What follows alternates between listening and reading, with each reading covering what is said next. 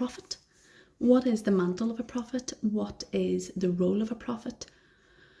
Jesus comes as many things, and we believe he's the Son of God, and he is God, part of the Father, the Son, and the Holy Spirit. But he comes as many different things. So a lot of people recognise him as a teacher. They call him rabbi. And other people say that he was a prophet.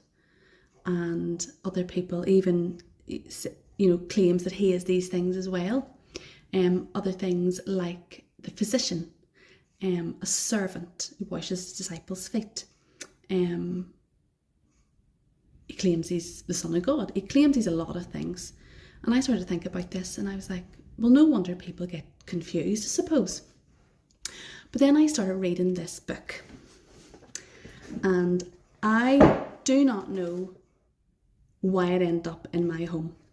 My mum had an old minister who was clearing out all of his bookshelves. I think he was retiring, and he'd asked my mum if she could use the books, and I sort of set up a book stall in my church, and I said to her I'd take those books, no problem.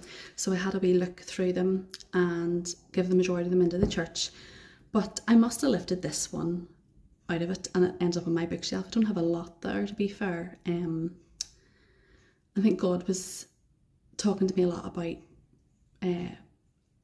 being a prophet, an apostle, prophecy, the Holy Spirit, how it all works. And this book here, I'll show you it.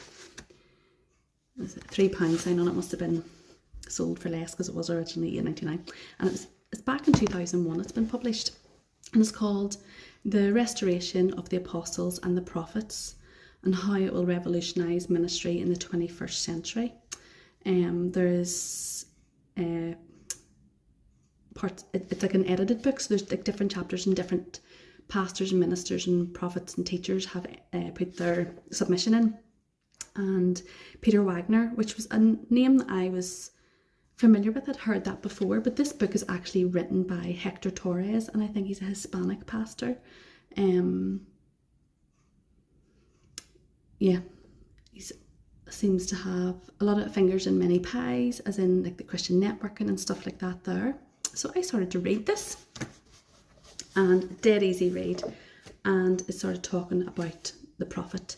So it talks about, so I'm saying this because if you are, if God has spoke to you about being a prophet, or even the spirit of prophecy, because it describes both of them and how they're different. And then I haven't got so far as the apostle, I haven't got as far as that.